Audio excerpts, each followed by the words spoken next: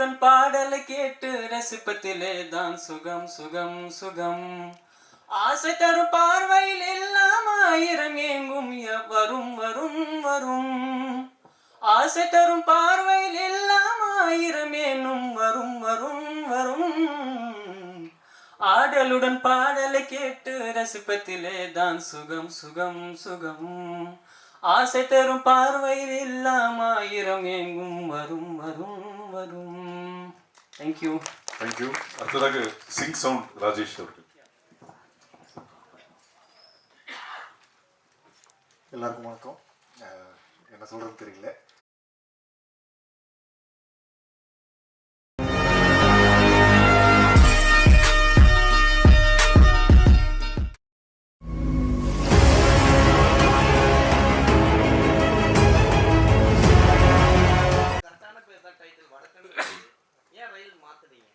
Censor board அதை அனுமதிக்கல sir. ஆமாம் ஆமாம் ஆமாம், அந்த பேர் ரொம்ப 100% பொருத்தமான பேர். சென்சார் சில காரணங்களை சொல்லி அதை மறுத்தாங்க. வேறு சில தலைப்புகளும் கொடுத்தோம், அதையும் மறுத்துட்டாங்க. படம் பார்த்து படத்தை அவங்க பாராட்டினாங்க. கேட்டேன் சார். ஒரு நிமிஷம், சென்சார் படம் பார்த்ததுனால தான் டைட்டில் ஒத்துக்கல. பார்த்தாங்களே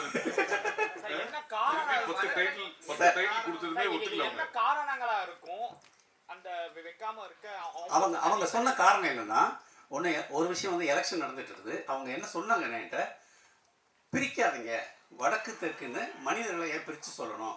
நீங்கள் மாஸ் மீடியாவில் சொல்லும்போது மக்கள் அதை தவறாக உபயோகப்படுத்துவாங்க, தவறான பொருள் அதை எடுத்துகிட்டு போவாங்க, அதனால வேண்டாம் அப்படின்னு சொன்னாங்க.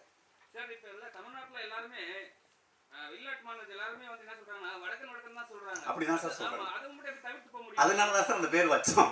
அப்புறம் இன்னொன்று கவனிச்சிருப்பீங்க, வடக்குங்கிற வார்த்தை வர்றதெல்லாம் மியூட் பண்ணிப்போம். இல்ல, அது எல்லாமே வடக்குங்கிற வார்த்தை. அப்புறம் சின்ன வசை சொல் சிரிக்கி அப்படிங்கிற வார்த்தையை மியூட் பண்ண சொல்லிட்டாங்க.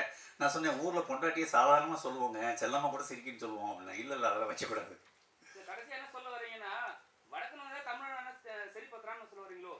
இல்ல அப்படி இல்லை சார். சந்தர்ப்ப சூழ்நிலைகள் தான். அதாவது இதுல என்னன்னா, ஒரு விஷயம்னா, எனக்கு உங்களுக்கும் பரிச்சயம் இல்லை, ஒரு காரணத்தாலே நான் உங்களுக்கு வெறுக்க போறது, நீங்களும் என்னை வெறுக்க போறதே இல்லை. இதுதான் மனித இயல்பு. அப்படிதான் எல்லா மனிதர்களும் இருக்காங்க, அப்படிதான் இருக்கணும். வேற வேற காரணங்கள்ல தேவையில்லாத ஒரு துவேஷம் வருது இல்லையா, அதெல்லாம் தாண்டி மனிதர்கள் ரொம்ப நல்லவங்க அப்படின்னு தான் சொல்லியிருக்கேன். ஆமா சார், நான் அதெல்லாம் சொன்னேன் சார். ஆமா, இதெல்லாம் ஆர்குமெண்ட்டாக வச்சோம் சார். இல்லை சார், ரொம்ப நேரம், ஒரு 2-3 மணி நேரம் ஆர்குமெண்ட்டுக்கு பிறகு படம் ரிலீஸே தள்ளி போயிடுச்சு சார். ஆக்சுவலாக போன மாதம் நாங்கள் வந்திருக்க வேண்டியது லீவில். இல்லை, அது ரொம்ப சார், நம்ம மலையாளின்னு சொல்கிறோம், ஆந்திராவுக்கு நம்மளை வந்து அரவாடுங்கிறான், நம்ம ஆந்திராவுக்கு கோல்ட்டின்னு சொல்கிறோம். இதெல்லாம் மக்கள் மத்தியில் புழங்குற வார்த்தை தான். பட் அதை வந்து சென்சார் அனுமதிக்க மாட்டேங்கிறாங்க. அவங்க ரூல்ஸ். ஆமாம் சார், நம்ம கணவன் மனைவியை திட்டும் போது ஒரு எக்ஸ்ட்ரா ஒரு வார்த்தையை விட்டு திட்டுறது இயல்பு தானே, அதவே அவங்க அனுமதிக்கலையே.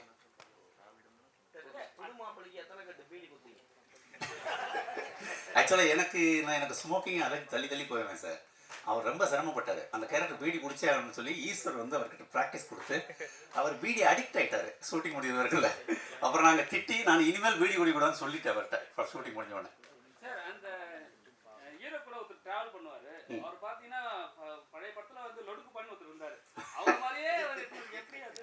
அவரு நானும் காலேஜ் மேட்ஸ், நாங்கள் நண்பர்கள் ரொம்ப வருஷமா. நான் அவரை அப்போ இருந்து கவனிச்சிருக்கேன். அவருடைய பேச்சு மொழி எல்லாமே ரொம்ப ஹியூமராக இருக்கும். அவர் இந்த கேரக்டர் பொருத்தமாக இருப்பார்னு கூட்டு வந்து நடிக்க வச்சேன். அற்புதமாக நடிச்சிருக்காரு. தேங்க்யூ. அதுதான் சார், வடக்கன் சுனில் என்ற வடக்கன் இருந்துச்சு. பிரிண்ட்லையும் வரக்கூடாதுன்ட்டாங்க, அதனால வந்து கருப்படிச்சிட்டோம். அந்த கேரக்டரைசேஷன், அந்த ஹீரோ, அந்த அவங்க இவங்களுக்கு ஒரு ஹீரோயின் ஒரு ஆர்ட் கொடுத்துருக்கீங்களே, அது எப்படி சூஸ் பண்ணீங்க, அதை வச்சு சொல்லுங்க. அவங்க பேர் வைரமாலா. அவங்க வீட்டில் ஒரு துக்கம், அதனால அவங்க வர முடியல. அவங்க பாட்டி தவறிட்டாங்க, இல்லாட்டி அவங்க வந்திருப்பாங்க. அவங்க வந்து பாரதி ராஜா சாருடைய தெக்கத்தி பொண்ணு சீரியலில் சின்ன பொண்ணாக நடித்தவங்க. அவருடைய அன்னக்கொடியும் கொடிவேறும் படத்தில் வந்து கதாநாயகன் தோழியாக நடிச்சிருக்காங்க. ஆடிஷனில் நான் நிறைய பேரை பார்த்தேன். இந்த ஹீரோயின் ரொம்ப பவர்ஃபுல்லான ஒரு கேரக்டர், அந்த ஸ்லாங்கும் தெரியணும், ஒரு பவர்ஃபுல் பெர்ஃபார்மன்ஸும் கொடுக்கணுங்கிற மாதிரி தேடும்போது அவங்க ஆடிஷனில் வந்து பிரமாமா நடிச்சு காமிச்சாங்க. அந்த ஃபோன் கட்டு தான் அவங்கள ரிஹர்சல் பண்ண சொன்னேன். கிளைமாக்ஸில் பேசுகிறாங்களே, அற்புதமாக பண்ணாங்க. உடனே செலக்ட் பண்ணிட்டேன். ரொம்ப நல்லா நடிச்சிருக்காங்க, நீங்களே பார்த்துருப்பீங்க. சார் இந்த ரயில் டைட்டில் உங்களுக்கு பிடிச்சிருக்கா சார்? ஏன்னா நம்ம வந்து கதை எழுதும் போதும் சரி, ஒரு ஆர்டிஸ்டை வந்து செலக்ட் பண்ணுவோம் சரி, இந்த இது டோட்டலாக அப்படியே வரணும்னு நினைப்போம். கடைசி நேரத்தில் நம்மளோட கனவை வந்து கலைக்கிற மாதிரி ஒரு விஷயம் பண்ணிட்டாங்க. இந்த ரயில் டைட்டில் உங்களுக்கு பிடிச்சிருக்கா? பிடிச்சிருக்கு சார். அதாவது என்ன சொல்கிறது, பசிக்கு ஏதாவது சாப்பிட்டு தான் ஆகணும். நான் நினச்ச ஒன்று எனக்கு வரல. பட் அதாவது இது என்னன்னா, ரயில்ங்கிறது ஒரு குறியீடு. படத்தில் ரயிலே இல்லை. எதுனா நார்த் இந்தியன்ஸ் இங்கே வர வட இந்திய தொழிலாளர் முழுக்க ரயிலில் வந்து சென்ட்ரல் இறங்கி தான் தமிழ்நாடு முழுக்க போகிறாங்க. ஸோ அவங்களை கொண்டு வர்ற வாகனம் சோர்ஸ் ஆஃப் கம்மிங் வந்து அதானே. அதனால அவங்க வருகை, வட இந்தியர்கள் வருகை வந்து ரயில் வழியாக தான் இருக்குது. அப்புறம் வட இந்தியர்கள் ரயிலை விட்டு நீங்கள் பிரித்து பார்க்க முடியாது. அவங்க பெட்டியில் வந்து சமைச்சா சாப்பிட்டுட்டு இருப்பாங்க. ஸோ அதனால ரயில்கள் பொருத்தமான டைட்டில். இதை வச்சவர் வந்து டைரக்டர் லிங்குசாமி சார். அவர் தான் சொல்ல ரயில் வைங்க நல்லாயிருக்கும் அப்படின்னாரு. அவருக்கு இந்த இடத்துல என்னுடைய நன்றியை சொல்லிக்கிறேன்.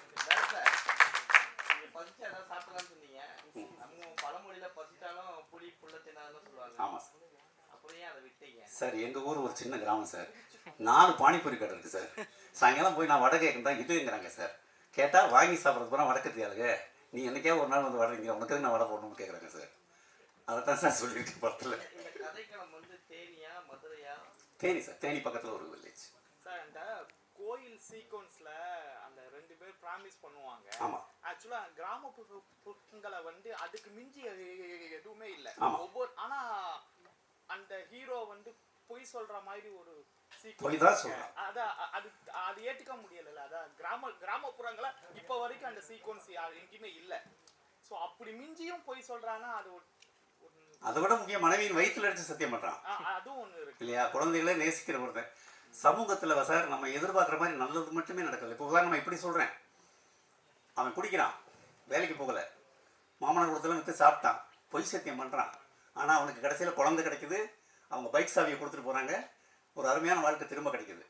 ஆனால் அந்த வட இந்திய நீங்கள் வந்து வாழ்கிறான், சின்சியராக இருக்கான், மனைவிக்கு பணம் அவன் அணியாமல் செத்து போகிறான். வாழ்க்கை வந்து இந்த மாதிரி முரண்பாடுகளோடு தான் இருக்குது இல்லையா? அப்புறம் பொய் சத்தியம் பண்ணுற மனிதர்கள் நமக்குள்ளே இருக்காங்க இல்லையா? தமிழ்நாட்டில் இருக்கவங்கலாம் வந்து அந்த மதுக்கு அடிமையா இருக்கிறாங்க அப்படின்னு சொல்ல வரீங்களா? வடக்குங்க தான் உழைப்பாளியா இங்க வந்து உழைக்கிறாங்கன்னு சொல்ல வரீங்களா? இப்படி பாருங்களேன், படத்தில் அந்த 2 கேரக்டர் வரை யாருமே குடிக்கல. அந்த சாவு வீட்டில் கூடி இருக்காங்கல்ல, அவங்க எல்லாமே தமிழர்கள். தமிழர் 2 கேரக்டர் தமிழர் குடிச்சிட்டே இருக்கிறாரு. அது மட்டும் இல்லை, வேலைக்கு போகாதடா குடியாரப்பலன்னு சொல்கிறவனும் ஒரு தமிழன் தானே. ஸோ நம்ம சமூகத்தில் நீங்கள் பார்க்குறீங்களே, டாஸ்மாக் வாசல் எவ்வளோ கூட்டம் இருக்குன்னு, அதில் ஒரு 2 பேரை நான் கேரக்டரை உள்ளே கொண்டு வந்திருக்கேன், அவ்வளோதான். சார் இப்போ நிறைய படத்துல வந்து மேல் தான் மியூசிக் டேரக்டா பண்ணுவாங்க. எல்லாமே படம் வித்தியாசமா வந்து எதனால வந்து இவங்க செலக்ட் பண்ணீங்க? அவங்க டேலண்ட்டை பத்தியா இல்ல வந்து ஏன்னா இப்போ ஃபீமேல் வந்து மேக்ஸிமம் வெளியே வர மாட்டாங்க மியூசிக் பொறுத்த வரைக்கும், மியூசிக் டேரக்டரா. ஸோ அதனாலே இல்லை சார், இசையில் மேல் ஃபீமேல்லாம் ஒன்றும் இல்லை. அது ஒரு ஆர்ட். அதில் திறமை உள்ளவங்களாம் வரலாம். அதில் வந்து ஜெண்டர் பயஸுங்கிறது தேவையில்லை.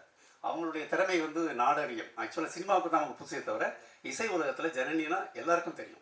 அவங்க பாலமுரளி கிருஷ்ணாவுடைய மாணவி. இது மாதிரி நிறைய, அதே மாதிரி வெஸ்டர்ன், ஹிந்துஸ்தானி, கிளாசிக் எல்லாத்துலேயும் மாஸ்டர் படித்தவங்க.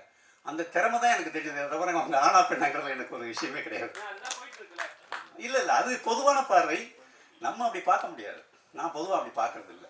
அந்த ஹீரோ வந்து 2 மலையில 2 சிலைகள் காட்டுவீங்க. எந்த ஊர் இது வரைக்கும் அந்த மாதிரி? அது கேரளாவில் இருக்குது சார். தேனியை ஒட்டி ராமக்கல் மெட்டுன்னு ஒரு இடம், முடிஞ்சால் போக ரொம்ப அற்புதமான ஒரு இடம். அதான் நான் யோசிச்சேன், இந்த மாதிரி நம்ம ஊர்ல கிடையாது இவ்வளவு பெரிய ராமக்கல் மெட்டு. அது வந்து ஒரு ஆதிவாசிகளுடைய சிலை. ஆதிவாசி ஒரு குடும்பம், ஆண் பெண், ஒரு சின்ன குழந்தை, ஒரு குழந்தை பால் குடிச்சிட்டு, அந்த மாதிரி ரொம்ப அற்புதமான ஒரு சிலை. அதான் ஹீரோ சொல்லிடுறாரு அந்த குழந்தை கேட்கும்போது. ஆமாம், அவருக்கு அதை பார்த்த உடனே குடும்பம் ஞாபகம் வருது. அதை யோசிச்சு தமிழ்நாட்டில் கிடையாது, இது எப்படி எடுத்துருக்காங்க? நான் லொக்கேஷன் பார்க்கும்போது நானும் ப்ரொடியூசர்லாம் ஒரு நாள் நாங்கள் போன உடனே அவர்கிட்ட சொன்னேன், நம்ம கிளைமாக்ஸ் அதுக்கு ப்ரீ கிளைமாக்ஸ் இங்கே எடுக்கணும் அப்படின்னு சொல்லிட்டேன். அப்பயே அவர்கிட்ட சொல்லிட்டு பட்ஜெட் ரெடி பண்ணுங்கன்னு சொல்லிட்டு. ஹீரோக்கு அந்த தாயட்டு சாமியோட போட்டோ இருக்கு. எல்லா சீக்வன்ஸ்லயுமே அது கரெக்டா ஃப்ரேம் பண்ணி வச்சிருக்கீங்க. ஏதாவது ரீசன் இருக்குமா? எனக்கு முருகன் ரொம்ப பிடிக்குங்க. நான் சாமி கும்பிட மாட்டேன், ஆனால் முருகனும் மீனாட்சியும் எனக்கு பிடிக்கும். நிகழ் முருகன் உட்பட எல்லா முருகனும் எனக்கு ரொம்ப பிடிக்கும். ஏன்னா எங்கள் தேனி பகுதியில் எங்களுடைய இஷ்ட தெய்வம்னு நாங்கள் நினைக்கிறது வந்து முருகன் தான். பழனி முருகனையும் மதுரை மீனாட்சியும் தான் நாங்களும் எங்கள் குடும்பத்தில் எல்லாருமே ஒரு, அதே மாதிரி லோக்கலில் வீரபாண்டி மாரியம்மன் ஒரு சாமி இருக்குது. இதுதான் எங்கள் சாமி. இது தாண்டின சாமி எங்களுக்கு கிடையாது. ஒரு தமிழர்களின் அடையாளம் அது முருகன்கிறது. ஒரு தமிழனையும் ஒரு வட இந்தியனையும் பிரதிநிதித்துவப்படுத்துகிறோம். ஸோ இவன் கழுத்தில் முருகன் டாலரையும் அந்த வட இந்தியனுடைய அறையில் அந்த காளி படம் ஒன்று இருக்கும். காளி அதை வந்து சும்மா விஷுவலைஸாக பண்ணியிருக்கோம். தியேட்டருக்கு வரனாவே ப்ரொமோஷன் அதிகமா பண்ணணும். ஸோ எப்படி பண்ண போறீங்க? ஏன்னா தியேட்டர்ல மக்கள் வந்து மாஸ் ஹீரோ அந்த மாதிரின்றவங்க தான் ஒரு 2 நாள் டைம் கொடுக்குறாங்க, 3 நாள் கொடுக்குறாங்க. இந்த மாதிரியான படங்களுக்கு மக்கள் வரணும்ல உள்ள, அதை எப்படி வர வைக்க போறீங்க? அதுக்கு தான் சார் உங்ககிட்ட பேசிட்டு இருக்கோம். நீங்கள் தான் சார் அதை செய்யணும். உங்களுடைய எனக்கு நீங்கள் செய்கிற உதவியாகவும் தமிழ் சினிமாவுக்கு உங்களுடைய பங்காகவும் இந்த ப்ரொமோஷன் நீங்கள் அதை பண்ணணும் சார். உங்களுக்கு நாங்கிட்ட அதை ரெக்வஸ்ட் பண்ணுறதா தான். ஹீரோயினோட அப்பா வந்து ஒரு கேரக்டர் பண்ணியிருப்பாரு, என் பையன் மாதிரி தான்ட்டு. இது மாதிரி ஏதாவது நீங்க பார்த்துருக்கீங்களா? இது மாதிரி நடந்திருக்கா எங்கேயாவது? சில விஷயங்கள் நடந்திருக்கு, சில விஷயங்கள் இப்படி இருந்தால் நல்லா இருக்குமே நமக்கு தோணும்ல. ஒரு கிரியேட்டரா கொஞ்சம் மனுஷங்க இப்படி இருந்தா தாண்டி போன மாதிரி தானே இருக்கு. இல்லை அவர் வந்து மகளுக்கு கூட இருக்கிற மாப்பிள்ளைக்கே எதுவும் பண்ணல, அவங்க பொண்ணுக்காக ஒரு விஷயம் பண்றாரு, அது கொஞ்சம் விஷயம் தாண்டி போற மாதிரி தானே இருக்கு. ஆமாம், அதாவது மனிதர்கள் அப்படி இருக்காங்களா சார். அதாவது மகள் மேலே உள்ள பிரியம், அப்புறம் அவர் கந்துவட்டி கொடுக்குறவர், அதையும் யோசிங்க. அவர் கந்துவட்டி கொடுக்குறவர் 5 லட்ச ரூபாய் வந்து மகளுக்காக மகளுடைய குற்ற உணர்ச்சியை போக்கணுங்கிறதுக்காக ஒரு 5 லட்ச ரூபாய் எடுத்து கொடுத்தாரு, ஜஸ்ட் லைக் தட். அப்புறம் மருமையை மனசு மாறிட்டாங்க, வேற ஒரு ஆளாக மாறிட்டானோடனே அந்த லட்சத்தை மருமை கிட்ட கொடுத்துட்டாரு. மனிதர்கள் தானே சார் எல்லாரும், தவறுகள் பண்ணுவோம். கந்துவட்டி வாங்குறது தவறு, ஆனால் அதை செய்யக்கூடிய மனிதன்கிட்டே ஒரு மனிதன் இருக்கு இல்லையா, அதுதான் சொல்லியிருக்கேன் சார். சென்சால பொலிட்டிக்கல் கொஞ்சம் இருக்கான்னு ஒரு டவுட் எல்லாத்துக்குமே இருந்துட்டு இருக்கு இப்போக்குள்ள பாலிகள். உங்களுடைய பாயிண்ட் ஆஃப் வியூல அந்த சென்சார் போர்டு உள்ளுக்குள்ள யாராவது இருக்காங்களா? இல்லை சார், நம்ம அது யூகமாக சொல்ல முடியாது. எப்போவுமே வந்து அரசு அமைப்புங்கிறது ஒன்று, அதை இயக்குறது வந்து அரசியல். அதுக்குள்ளே நம்ம படைப்பாளி உள்ள வெட்டி பார்க்க முடியாது. பட் அவங்க சொன்ன காரணங்கள் இப்போ நான் அவங்ககிட்ட சொன்னேன், அந்த காரணம் தான். அதை தாண்டி நம்ம அவங்ககிட்ட ஆர்கியூ பண்ணுறதுக்கோ இப்படி இருக்கலாம்னு அசியூம் பண்ணுறதோ அது வேண்டியதுன்னு நான் நினைக்கிறேன். சென்சார்ல ஆர்குமெண்ட்ன்றது கிடையாது. அது ஒரு அந்த படத்துல இந்த டயலாக் கொடுத்தீங்களே, இந்த படத்தை ஏன் கொடுக்கலன்னு கேட்டாங்கன்னா அந்த இதையும் கம்பேர் பண்ணாதீங்க. இந்த படத்துக்கு இந்த ஸ்பெசிஃபிகேஷன், இதை ஃபாலோ பண்ணீங்கன்னா இந்த சர்டிஃபிகேட், ஃபாலோ பண்ணலைன்னா இந்த சர்டிஃபிகேட் கிடையாது. இதுதான் அவங்களோட. ஆமாம், அது கிட்டத்தட்ட ஒரு கோர்ட் தான் சார். சார் ஒரு சிறந்த கதையை கொடுத்துருக்கு மக்களுக்கு. வெவ்வேறு படத்துக்கு வெவ்வேறு இது. ஒரு நிமிஷம் சார், அந்த சென்சாரை சொல்லிடுறா. பவுடர்னு ஒரு படம் நாங்கள் சென்சார் பண்ணும்போது, பவுடர் நான் நடிச்ச படம் பவுடர் சென்சார் பண்ணும்போது அவங்க சொன்ன விஷயம், மனுஷக்கறின்ற ஒரு விஷயத்தை காமிக்கிறீங்க, மனுஷக்கறின்ற ஒரு விஷயமே கிடையாது அப்படின்னு சொல்லும் போது, அதுக்கு 1 மாசம் முன்னாடி தான் கேரளாவில் அது மாதிரி ஒரு சம்பவம் நடந்தது. பேப்பர் கட்டிங் காமிச்சோம். ஜப்பான்ல நடக்குது அப்படின்னு சொல்லும்போது, ஜப்பான்ல நடக்குது எப்படி இந்தியாவுக்கு வர வாய்ப்பே இல்லைன்னு சொல்லும்போது நான் சொன்னேன், நான் அந்த சென்சார் இதுல இருக்கும்போது, சைனால இருக்க கோவிடே இந்தியாவுக்கு வரும்போது ஜப்பான்ல இருக்க மனுஷக்கறியா வராதுன்னு சொன்னோம்.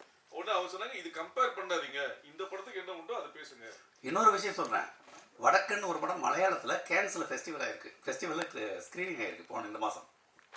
வடக்குன்னு இந்த டைட்டில் அங்கே சொன்னேன். பட் அது வந்து சென்சாருக்கு வரல, நேராக ஃபெஸ்டிவல் போய் செஞ்சாங்க. எல்லாத்துக்கும் பதில் இருக்கு சார்.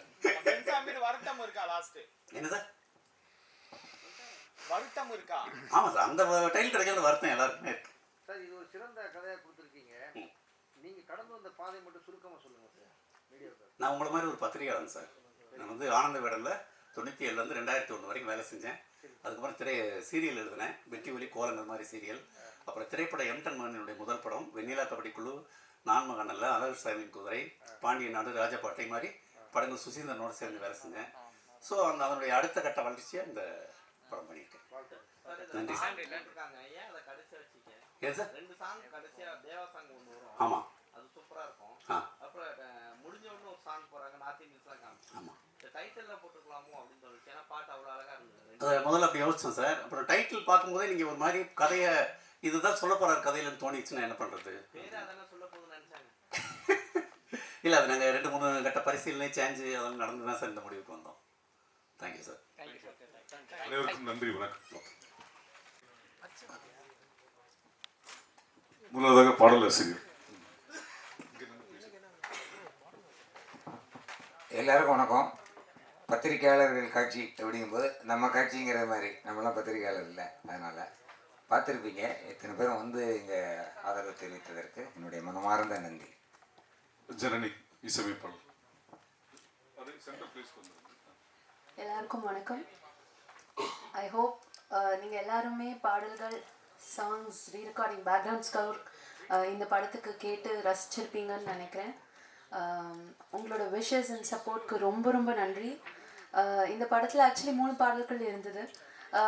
அடிஷ்னலாக 2 சாங்ஸ் வந்து பேக்ரவுண்ட் ஸ்கோர் பண்ணும்போது அமைஞ்ச சிச்சுவேஷ்னல் சாங்ஸ். இதில் வந்து நீங்கள் பார்த்தீங்கன்னா மல்டி ஜானர் ஆஃப் மியூசிக் கேட்டுருந்துருப்பீங்க. ஒன்று வந்து இந்தியன் பேஸ்ட் மெலடி, ஒன்று வந்து folk Indian classical based melody, இன்னொன்று ஃபோக் பேஸ் மெலடி, இன்னொன்று ஒரு செம குத்து சாங் கேட்டிருப்பீங்க டுவர்ட்ஸ் தி வெரி எண்ட். ஒரு சாங் வந்து தத்துவ பேத்தா சாங், தேனிசை தென்றல் தேவா சார் அவங்க பாடியிருந்திருப்பாங்க. இந்த படத்துக்கு மகுடமாக அமைஞ்சிருக்கிற சாங் ஏலே செவத்தவனே அப்படின்னு அந்த ஒப்பாரி சாங். இந்த சாங் வந்து எனக்கு ஒரு பெரிய ஒரு எக்ஸ்பெரிமெண்டல் அண்ட் ஒரு எக்ஸ்ப்ளரேட்டிவ் சாங்காக வந்து எனக்கு அமைஞ்சது இந்த படத்தில். ஏன்னா நம்ம ஊர் ஒரு ஒப்பாரி பாடலை எப்படி வந்து ஒரு வெஸ்டர்ன் கிளாசிக்கல் சிம்ஃபனியோட இணைச்சு மக்களை உங்கள் அனைவருக்கும் வந்து கொண்டு வரலாம் அப்படிங்கிற ஒரு ஐடியா வந்து இந்த பாடல் மூலமாக கன்வே ஆயிருக்குன்னு நினைக்கிறேன். Thank you so much. அண்ட் இந்த சாங் இந்த படத்துக்கு வந்து ரீரெக்கார்டிங் ஸ்ட்ரிங் சிம்ஃபனி ஆர்கெஸ்ட்ரா வந்து நான் பல்கேரியாவில் இருக்கிற பல்கேரியன் நேஷ்னல் ரேடியோ சிம்ஃபனி ஆர்கெஸ்ட்ராவில் சேர்ந்து கொலாபரேட் பண்ணி ஒர்க் பண்ணேன். அது போக என்னோட டீம் செஷன் மியூசிஷியன்ஸ், என்னோட சின்ன வயசுலேருந்து ஒர்க் பண்ணிட்டு இருக்கிற எல்லா மியூசிஷியன்ஸ்க்கும் ரொம்ப நன்றி. தேங்க்யூ. ப்ரொடியூசர் அவர்களுக்கும் டைரக்டர் சார் அவர்களுக்கும் ரொம்ப ரொம்ப நன்றி. And for the whole team நன்றி. அடுத்ததாக நாயகன் பர்வேஷ் பாட்டு பாடணும். என்ன? Yeah, first of all, thanks to all of you for coming. So, how was the movie, first of all? So, actually, so all credit goes to our Mr. Director. I will eventually like to all our teams for their great effort. And like we have put all our efforts to make this movie, and like we just made sure to give the good output. I don't think Tamil words will come right now because I'm already shivering. Even English words are not coming. So yeah, actually looking forward. I hope all of the Tamil people will like this movie and looking forward. So and the message we have shown in this movie. So I hope like the people over here like who has the criticism in their mind or something like that, because there are a lot of people like in our country. Not only in the country, in the world, like, so they should realize we all are human, so we should show the humanity to the to the strangers who are coming to our state or India. So yeah, thank you very much. Song Tamil பாட்டு.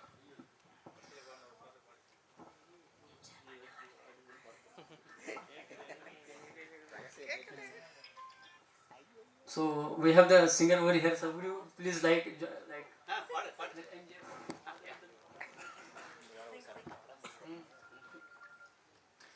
ஆடலுடன் பாடலை கேட்டு ரசிப்பதிலே தான் சுகம் சுகம் சுகம்.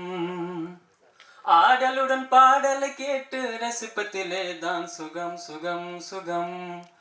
ஆசை தரும் பார்வையில் எல்லாம் ஆயிரம் ஏங்கும் வரும் வரும் வரும். ஆசை தரும் பார்வையில் எல்லாம் ஆயிரம் ஏனும் வரும் வரும் வரும். ஆடலுடன் பாடலை கேட்டு ரசிப்பதிலே தான் சுகம் சுகம் சுகம். ஆசை தரும் பார்வையில் எல்லாம் ஆயிரம் ஏங்கும் வரும் வரும் வரும். தேங்க்யூ. தேங்க்யூ. அடுத்ததாக சிங் சவுண்ட் ராஜேஷ் அவர்கள். எல்லாருக்கும் வணக்கம். என்ன சொல்கிறதுன்னு தெரியல. இந்த இடம் வந்து எனக்கு ரொம்ப பரிச்சயமான இடம். நிக்கலனாவும் ரொம்ப பரிச்சயமான ஒரு நபர். நானும் உங்களை போல தான் சினிமா கனவுல வந்து இங்கே நிறையா படம் பார்த்துருக்கேன்.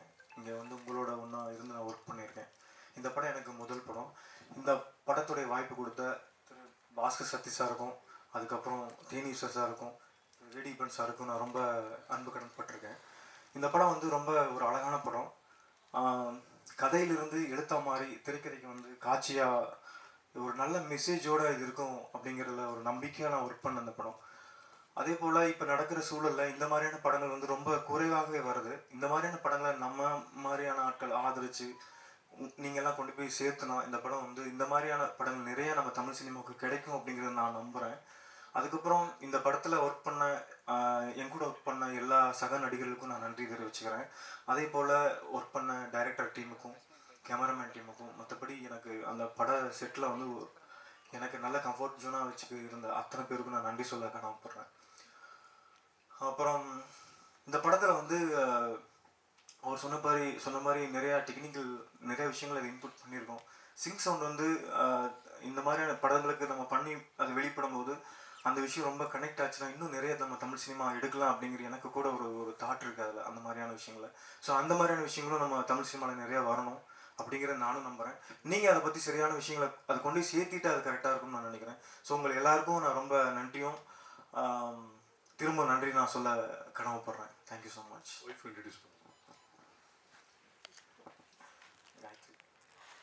இவங்க என்னோட மனைவி காயத்ரி. இன்னைக்கு காலையில் தான் 6 to 7 அந்த டேட்டில் நான் மேரேஜ் பண்ணேன். வாழ்க்கையில் எல்லாமே வந்து ஒரே நேரத்தில் எனக்கு எல்லாமே வந்து அமைஞ்சது வந்து ஒரு பெரிய விஷயமா நான் பார்க்குறேன். இந்த முதல் படத்தை வந்து எனக்கு ஒரு சரியான தளமாக இருக்கும்னு நான் நம்புகிறேன். அந்த படத்தை சரியான முறையில் கொண்டு போய் சேர்த்ததில் உங்களுக்கு பெரிய ஒரு பங்கு இருக்குன்னு நான் ஆசைப்பட்றேன். நான் ரிக்வஸ்ட் பண்ணி கேட்டுக்கிறேன். ஏன்னா இந்த சினிமாவுக்காக நான் பல வருஷம் கனவு மாதிரி தவ மாதிரி இருந்து ஒவ்வொரு விஷயமா பார்த்து வளர்ந்து கற்றுக்கிட்டு அதில் நான் இறங்கியிருக்கேன். நிக்கலண்ணாவோட வந்து நான் ஒர்க் பண்ணியிருக்கேன். ஆல் இண்டியா ரேடியோவில் நான் ஒர்க் பண்ணிகிட்டு இருந்திருக்கேன். சில பேருக்கு பார்த்துட்டு நான் தெரிஞ்சிருவோம். ஸோ அண்ணா வந்து என்ன நல்லா ஓட்டுவார். So thank you so much. Gayathri மேலே பேசுகிறேன். இவங்க ஒரு எழுத்தாளர், டாக்குமெண்ட்ரி ஃபோட்டோகிராஃபர், நிறையா எழுதிட்டு இருக்காங்க. இன்னும் கூடிய சீக்கிரத்தில் வந்து நிறைய புத்தகங்கள் வெளியிடுவாங்க. ஒரு ட்ராவலர் கூட, தனி ஒரு பெண்ணாக இந்தியா முழுக்க நிறைய ட்ராவல் பண்ணுறாங்க. Thank you so much. நன்றி. அடுத்ததாக தயாரிப்பாளர் video.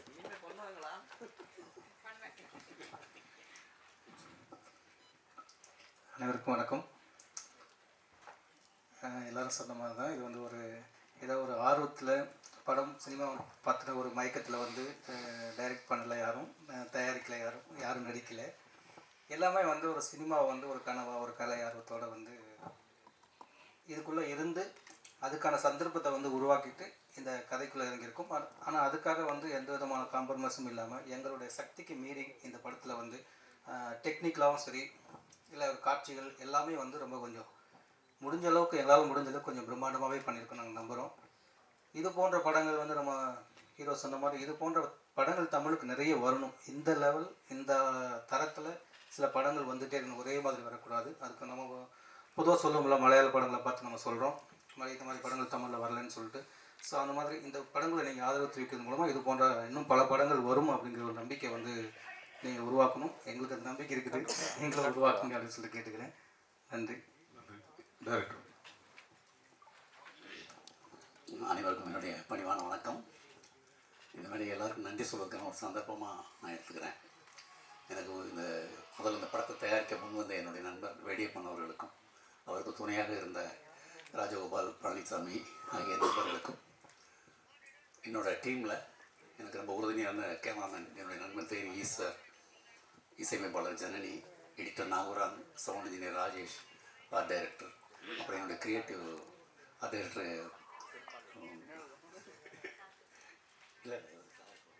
Art director Amaran sir, Siva, என்னுடைய கிரியேட்டிவ் கன்சல்டன்ட் காத்து, அப்புறம் என்னுடைய இயக்குனர் டீம், அதை நான் ரொம்ப குறிப்பிட்டு சொல்லி ஆகணும்.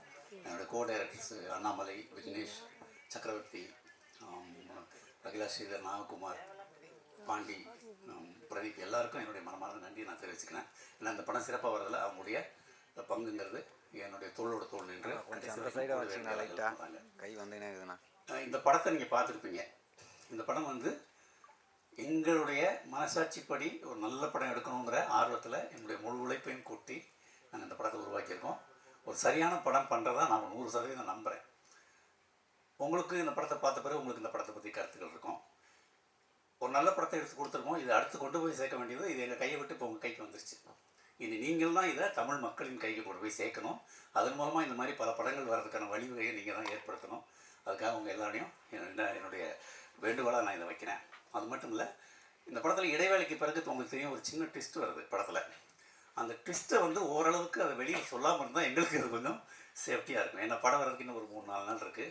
அதுக்குள்ளே நீங்கள் இந்த ட்விஸ்ட்டை சொல்லிட்டீங்கன்னா அந்த எதிர்பார்ப்பு கொஞ்சம் இதாகிறதுக்கு வாய்ப்பு இருக்குது. அதனால் அதை கொஞ்சம் மனசில் வச்சுட்டு நீங்கள் இந்த படத்தை பற்றி எழுதுங்க. உங்களுடைய மனதுக்கு தோன்றுவதை எழுதுங்க, அது உங்கள் சுதந்திரம். பட் ஒரு நல்ல படம் வரணுங்கிற எங்களுடைய நம்பிக்கையை நீங்களும் பெற்றிருப்பீங்கன்னு நான் நம்புகிறேன்.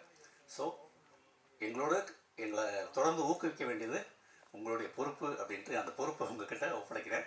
என்னுடைய பணிவான வணக்கமும் நன்றியும். தேங்க்யூ. ஒரு நிமிஷம் ஒரு நிமிஷம் இணை தயாரிப்பாளர் ராஜகோபால் 2 minutes ப்ளீஸ்.